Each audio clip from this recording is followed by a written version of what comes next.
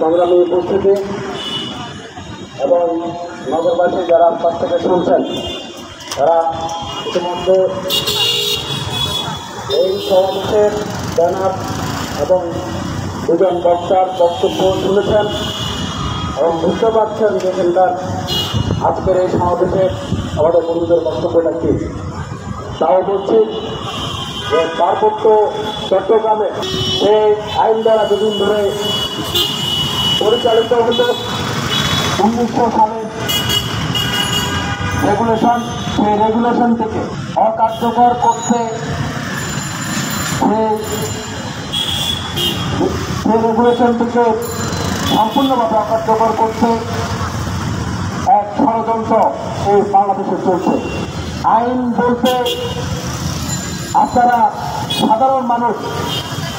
সেটা পাহাড়ের হন সমতলের হন, সেটা যে জাতির যে ধর্মের হন না কেন, বাংলাদেশ মাত্রই জানেন যে আইন বড় লোকের জন্য, এই আইন যার সব কিছু আছে তার জন্য। এরপরেও আইন আদালতের একটা বিচ্ছিরি নোংরা অবস্থার, একটা হতাশাজনক অবস্থার পরও আমরা আমাদের সংবিধান সহ নানা আইনের কথা বলি আমাদের শেষ আশা হিসেবে। ঠিক একইভাবে পার্বত্য চট্টগ্রামের জনগণের জন্য এই আইনটি একটা গুরুত্বপূর্ণ আইন। এই আইনটি তাদের প্রথাগত ভূমির অধিকার থেকে শুরু করে তাদের শাসন ব্যবস্থাকে কিছুটা হলেও রক্ষা করে। কিছুটা হলেও বলছে এই কারণে 1900 সালের পর থেকে পাকিস্তান, প্রথমে পাকিস্তান সরকারের শাসনামল, পরবর্তীতে বাংলাদেশ সরকারের বাংলাদেশের স্বাধীন বাংলাদেশের নানা দফায় এখানে এই আইনটি সংশোধন করতে করতে এর যে মৌলিক অবস্থা, মৌলিকতা ছিল, সেই মৌলিকতাকে খর্ব করতে করতে আজকে এমন একটা অবস্থা হয়েছে। আপনারা জানেন এই আইন থাকা সত্ত্বেও পার্বত্য চট্টগ্রামে যার টাকা আছে, যার ক্ষমতা আছে, যার শাসক গোষ্ঠীর সাথে, সরকারের সাথে যার আপাত আছে, সে তার পক্ষে পার্বত্য চট্টগ্রামের একটা পাহাড় দখল করা, একটা বন দখল করা, একটা বসতভিটা দখল করা এটা কোনো বিষয় নয়। এর উৎকৃষ্ট উদাহরণ এখন থেকে 2 বছর আগে বান্দরবানের লামা উপজেলার ধরে ইউনিয়নে একটি গ্রামের সব পরিবারের যে বসতভিটা, জমি জমা চাষ করার সমস্ত কিছু একটা লামা রাবার ইন্ডাস্ট্রিজ নামে একটা কোম্পানি এটা দখল করে নেয়। আমরা এর প্রতিবাদে এখানে দাঁড়িয়েছিলাম। সারা দেশের গণতান্ত্রিক, মানবিক, প্রগতিশীল মানুষজনরা এই অন্যায়ের বিরুদ্ধে দাঁড়িয়েছিল, কিন্তু ফলাফল আজকে পর্যন্ত সেখানে কোনো বদলি পরিস্থিতি আমরা পাইনি। মানে এই আইন থাকা সত্ত্বেও দেশে পার্বত্য চট্টগ্রামে এই ভূমি দখল,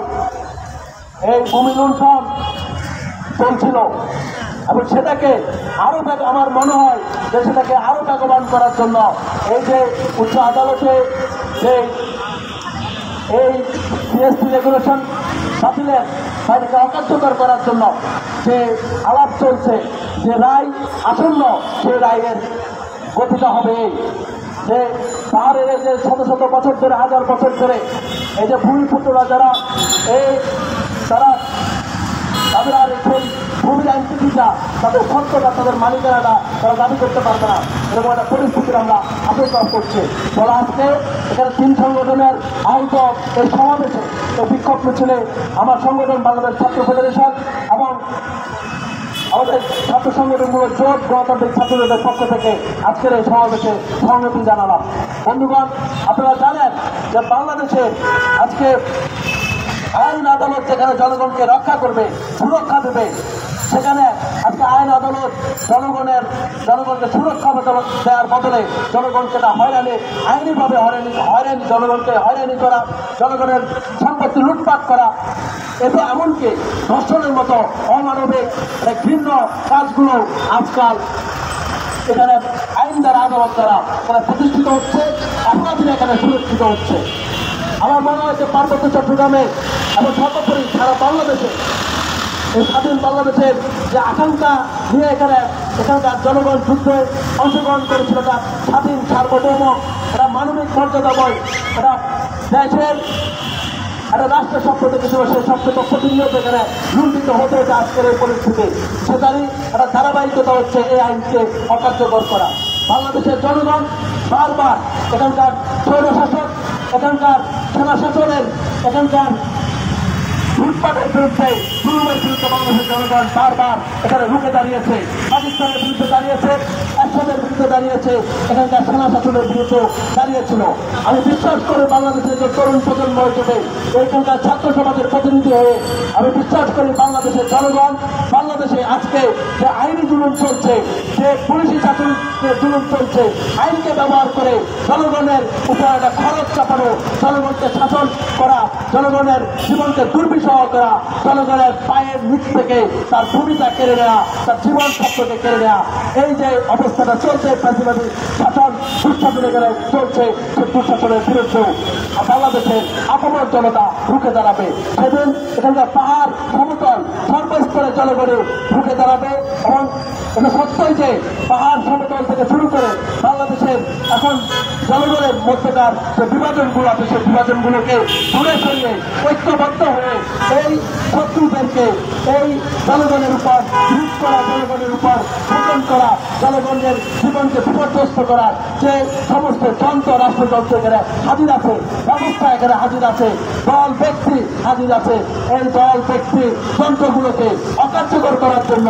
বাংলাদেশের জনগণ ঢুকে দাঁড়াবে। জিএসটি রেগুলেশন অকার্যকর করার জন্য এখানকার যে ষড়যন্ত্র চলছে, এই ষড়যন্ত্র বাংলাদেশে অন্তত সফল হতে পারে না। বাংলাদেশের জনগণ বারবার ঐতিহাসিকভাবে এখানে শাসক গোষ্ঠীকে, সেটা পাকিস্তান শাসক হোক আর এখানকার